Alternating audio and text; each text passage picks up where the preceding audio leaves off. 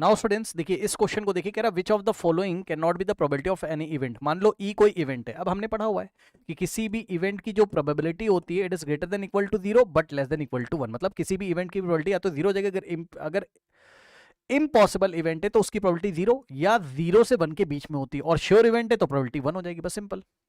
मतलब 1 से ज्यादा नहीं होना चाहिए और 0 से कम, 0 मतलब नेगेटिव नहीं होनी चाहिए, 0 1 के बीच में रहना चाहिए, इंक्लूडिंग 0 एंड 1, है ना।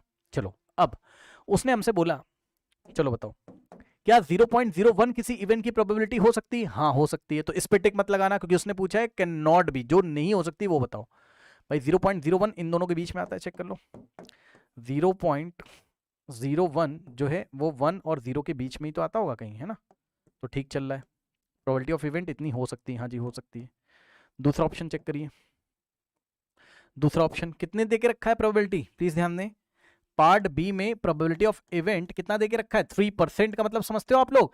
3% का मतलब हो गया 3 डिवाइडेड बाय 100। भाई परसेंट का मतलब क्या होता है? 100 में से, तो 100 में से 3, तो सही तो है। 3/100 का मतलब कितना हो गया? 3/100 का मतलब हो गया 0.03। भाई 3 को 100 से डिवाइड करो तो इसका मतलब 3% का मतलब 3 डिवाइडेड बाय 100 कर लेना, आंसर आ जाएगा 0.03। तो इसका मतलब यस ये भी हो सकती है प्रोबेबिलिटी। तो इस पे भी टिक नहीं लगाओगे, चेक कर लो, क्योंकि 3% का मतलब ही हो गया 0.03 जो कि 0 और 1 के बीच में आता होगा। बिल्कुल सही चल रहा है, ये भी हो सकती है।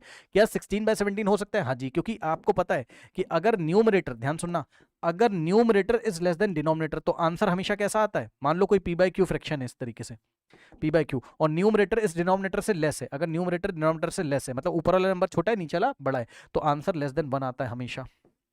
तो ये देखो न्यूमरेटर छोटा है और डिनोमिनेटर बड़ा है। भाई 16 is less than 17, 16 is less than 17, तो ये जो भी आंसर आएगा, अगर भरोसा नहीं तो मैं निकाल के दिखा देता हूं आपको। 16/17 सॉल्व नहीं करना आपको, तो एग्जाम में डायरेक्ट करना है। 16 डिवाइडेड बाय 17, आंसर इज 0.94 के आसपास, 0.94 के आसपास। तो ये भी 1 से छोटा है, तो ये भी प्रोबेबिलिटी हो सकती है। इसको भी टिक नहीं लगाएंगे, बचा ऑप्शन डी। ऑप्शन डी में अगर आप चेक करेंगे तो आंसर इज 17 डिवाइडेड बाय 16। तो यहां पर क्या हो रहा है? Numerator is greater than denominator. Numerator denominator से बड़ा अगर हो जाए तो हमेशा आंसर 1 से बड़ा आता है। भरोसा नहीं है तो चेक कर लीजिए। 17 अपॉन में 16 अगर आप करेंगे तो 1 पॉइंट समथिंग समथिंग आएगा। 1 से तो बड़ा ही आएगा। अब आए कितना भी, ये देखिए 1.06 है ना। कितना आ रहा है ये? 1.06 के आसपास। तो यस ये 1.06 क्या हो गया? ये 1 के बियॉन्ड हो गया, 1 से बाहर निकल गया। तो ये नहीं हो सकता, ऑप्शन डी जो नहीं हो सकती उस पर हमें टिक लगाना था। Option D is the correct answer.